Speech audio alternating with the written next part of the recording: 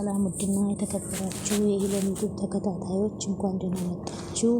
ዳጣ ድራማ ክፍል 93ን ይዤላችሁ ከች ብያለሁ። ሁላችሁም ላይክ፣ ሼር፣ ሰብስክራይብ በማድረግ አበረታቱኝ።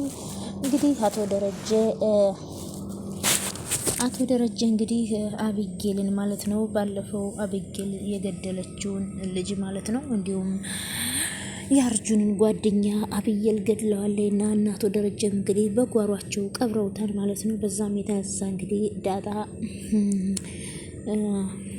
ሁሉም እነ ናታንም ሁሉም ነገር ሰምተዋል ማለት ነው። እንግዲህ ሁሉም ነገር ያውቃሉ ማለት ነው። እንግዲህ አብየልን እጅ ማትሰጭ ከሆነ እኔ ነገ ጧት ተነስቼ እጅ ሰጣለሁ ሲላት አቶ ደረጀ እንግዲህ እሷ ራስ ወዳድ ነች ማለት ነው። አብየል ማለት ነው እኔ ራሴን አሳልፌ ለፖሊስ አልሰጥም፣ እስር ቤት መታሰር አልፈልግም፣ እንግዲህ አንተ ታሰር ማለቷ ነው ማለት ነው። እንግዲህ አባትየው ግን እጅ ምሰጭ ከሆነ ስጭ ያለበለዛ አባዬ እኔ ምንም እንዳልተፈጠረ የሆንኩ ነው አባዬ፣ ፖሊስ ሳይመጣ ወይም ደግሞ ገደላችሁ ሳንባል ለምንድን ነው እኛ እጃችንን የምንሰጠው? ስለዚህ ለምንድን ነው ለምንስ እኔን ከሀገር አታስወጡኝም? ከሀገር መውጣት አልፈልግም ስትል የነበር አሁን ግን ከሀገር መውጣት እፈልጋለሁ ስትል ወይዘሮ ማርታ ደግሞ አንቺ እኮ ወንጀለኛዋን አሸሽን ማለት እኮ እኛ ወንጀል ውስጥ ተጠያቂዎች ነን፣ ስለዚህ አባትሽ እንዲታሰር ፈልገሽ ነው ወይ ብላታለች። እሷም እንግዲህ ራስ ወዳድ ስለሆነ በአቋሟ ጸንታለኝ ማለት ነው። ጊዜ አቶ ደረጀ ደግሞ አንቺ እጅ ማሰጭ ከሆነ እኔ ራሴ ነኝ ሄጄ የምሰጠው ሲሏት፣ አይ አባዬ አይሆንም፣ አንተ እኮ አልገደልከውም፣ እኔ ሳሳድግሽ እውነት ያዥ፣ እውነት ሁልጊዜም አሸናፊ አደርግሻም ብዬሻለሁ። ስለዚህ ራሴ ባስያዝኩሽ ከኔው ጋር ብዙ ጊዜ ስናጋጭ ኖረናል። ስለዚህ አሁንም እውነት ነው አባዬ በማለት ስትጠይቅ፣ ከዛ እሱም ታዲያ ምን እያልሽ ነው? እውነት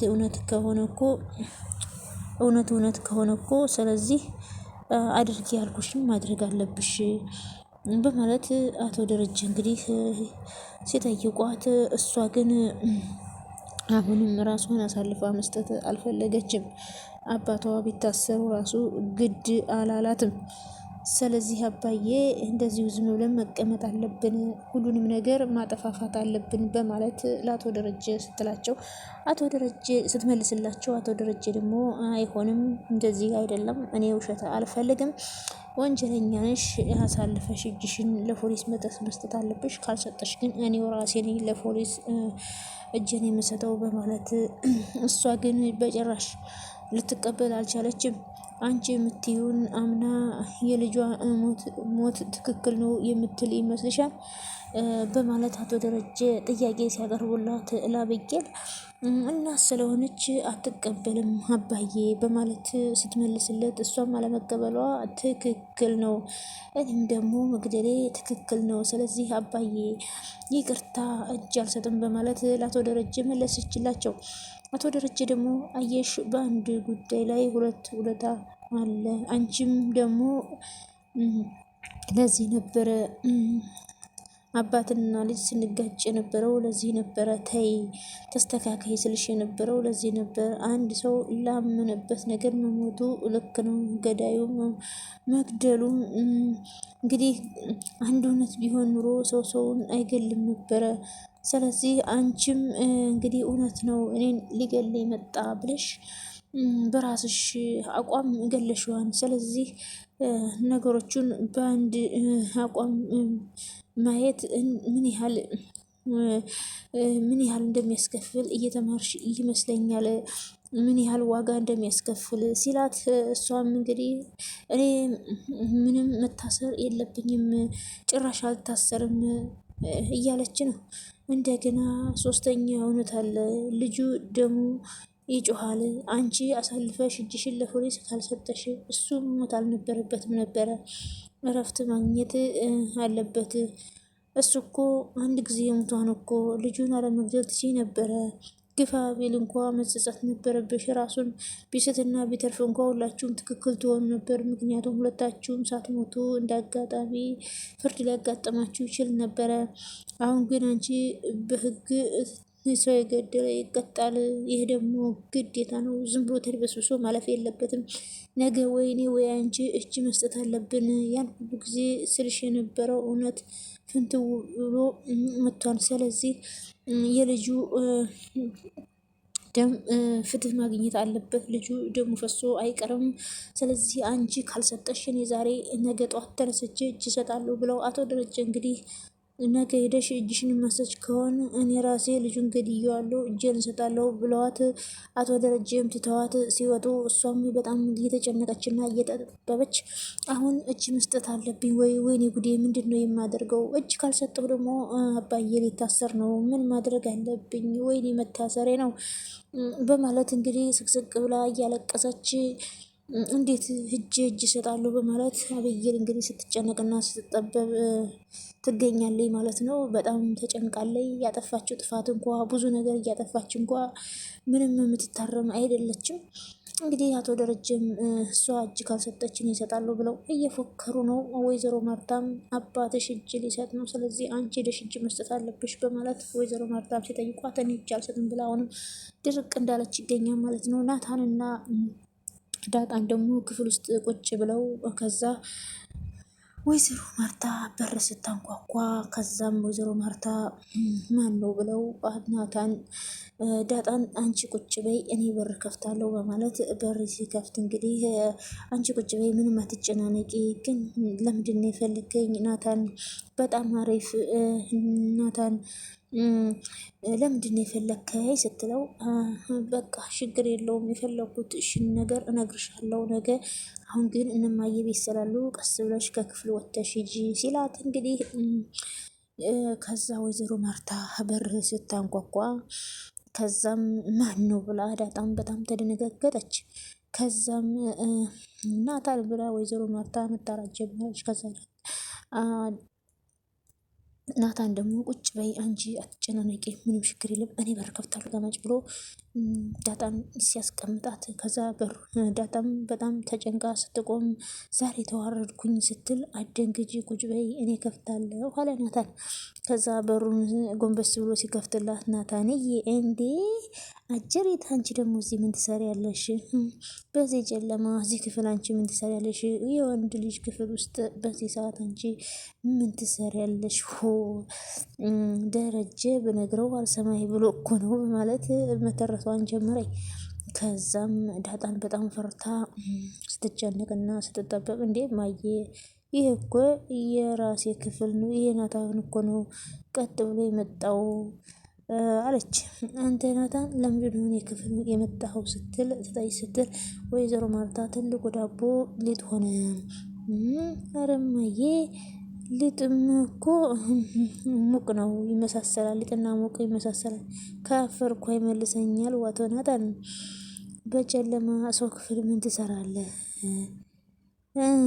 እንትን እኮ እያወራን ነበር ስለ 3 ቀን በኋላ የሆነ የምናደርገው ነገር ስላለ ስለሱ እያወራን ነው። ስለዚህ አንቺ ደግሞ በዚህ ሰዓት ከናታን ክፍል ምን ትሰሪያለሽ ብለሽ ጠየቅሽኝ። እኔ እኮ ራሴ ክፍል ነው ያለሁት፣ ናታን ነው እኔ ክፍል የመጣው ስትል ከዛ በዛ ላይ ደግሞ ታዲያ አንተ እዚህ ሰው ክፍል ምን ትሰራለህ በዚህ ማታ ብለው ወይዘሮ ማርታ ናታን ሲጠይቁት ናታን ደግሞ የሆነ ነገር እኮ እያወራ ነው፣ ስለምንድን ነው የምታወሩት ብለው ወይዘሮ ማርታ ሲጠይቁ ዳጣንም እንግዲህ ቀደም ብላ ሰፕራይዝ እናርጋቸው ብለን እኮ እነማየን እየተነጋገርን ነበረ፣ የሆነ ነገር ሰፕራይዝ እናርጋቸው ብለው ሲያወሩ ነበረ።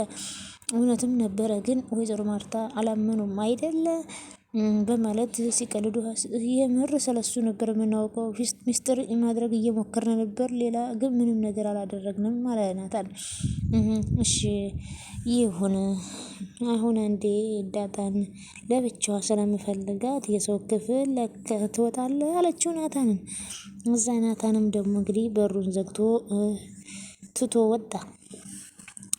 ከዛም እንግዲህ ዳጣን ደግሞ በጣም ተጨንቀና ተጠባ።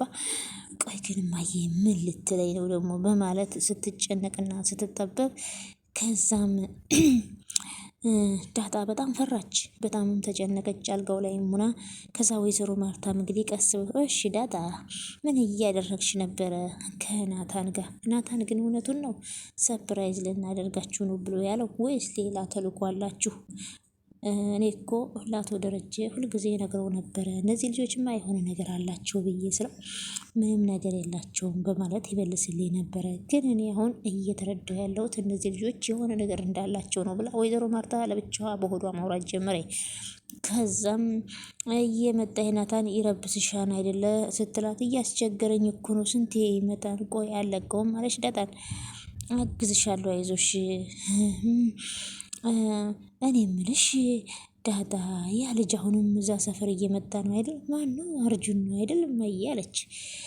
እሱ ልጅ ሲመጣ እባክሽ ምንም ነገር ሳትይ ለኔ ደውይልኝ ደረጀ ምንም ነገር ሳትደብቂ እንደምትናገሪ ደረጀ ምንም ነገር ሳትደብቂና ሳትዋሽ ሁሉንም ነገር እንደምትናገሪ ሀቀኛ እንደሆንሽ ነግሮኛል። ስለዚህ አርጁን ከዚህ ሰፈር ሲመጣ አንቺ ምንም ነገር እንዳትይ እኔን ቀጥታ ጥሪኝና ዋጋውን እሰጠዋለሁ። ምን እዚህ ሰፈር ምን እንደሚያልከሰክሰው ብላ ወይዘሮ ማርታ ስትናገር እሺ እማዬ ሁሉንም ነገር እነግርሻለሁ አለቻት። ሲመጣ ምንም ነገር ሳትዩ ለእኔ ደውለሽ ንገሪኝ በማለት እኔ ያላስፈቀፈደድኩ እንደሆነ ያላሳሰርኩት እንደሆነ እኔ ነኝ የማውቀው። የቆዩት ክሶችን ሁሉ ጨምሬ ነው እንዲታሰር የማደርገው። በሱ ምክንያት ነው አብዬ ልጅ እዳ ውስጥ የገባችው። እሱ ነው እዚህ እየተልከሰከሰ ልጁንም ለመግደል የቻለችው በሱ ምክንያት ነው። ስለዚህ ወደዚህ ሲመጣ ምንም ነገር ሳታደርጊ ለማንም ሳትናገሪ እኔን ጥሪ በማለት ወይዘሮ ማርታ ለዳጣን ሲነግሯት፣ ዳጣን ደግሞ እሺ እማዬ ሁሉንም ነገር ለአንቺ ነግርሻለሁ፣ ምንም ችግር የለም አትጨነቂ አለቻት። ሰላም ጋር ሄደሽ ነበር አይደለ? ሰላም እንዴት ነች? ጧትም ሄጄ ነበር ማታም ነይ ብላኝ ነበር። ከዛ ግን አሁን መሸ አልሄድኩም። ጥሩ በቃ አረፍ በይ ጣፋጭ እንቅልፍሽ ያው ክፍሉን አቀያይራችኋለሁ አለቻት። ብላ እንግዲህ ክፍሉ የናታን ክፍል ነው፣ እሷ ደግሞ የኔ ክፍል ነው ብላ ነበር። ወይ ቅሌት ወይ ውርደት! ምንድን ነው ያደረግኩት? የናታን ቆይ እድለታለሁ ብላ ዳጣን እንግዲህ እየሮጠ ወጣ ሄደ። ክፍሉ እንግዲህ የዳጣን ክፍል ሳይሆን የናታን ክፍል ነው። ግን ተደነጋግጠው የኔ ክፍል እኮ ነው ያለው ብላ ዳጣ ስትል ከዛ ናታን ውጣና እኔን ዳጣን የማዋራት ነገር አለ ብላ ወይዘሮ ማርታም እንግዲህ ዳጣን አዋርታታለች ማለት ነው። ዳጣም እንግዲህ በጭንቀትና በንትን ወይዘሮ ማርታን አውርታለች። እንግዲህ አዲሱ ዘበኛቸው ደግሞ ገብቷል ማለት ነው። አርጁን ሲመጣና ሲገባ ለመቆጣጠር እንግዲህ አዲሷ ሰራተኛና ዘበኛው እንግዲህ ደግሞ ተስማምተዋል ማለት ነው። ለማንኛውም ደስ የሚል ድራማ ነው። ሁላችሁም አብራችሁኝ ስለነበራችሁ ከልብ አመሰግናለሁ። ውድና የተከበራችሁ ቤተሰቦች ሁላችሁም ላይክ፣ ሼር፣ ሰብስክራይብ እያደረጋችሁ ስለምታበረታቱኝ አመሰግናለሁ። ባይ ባይ።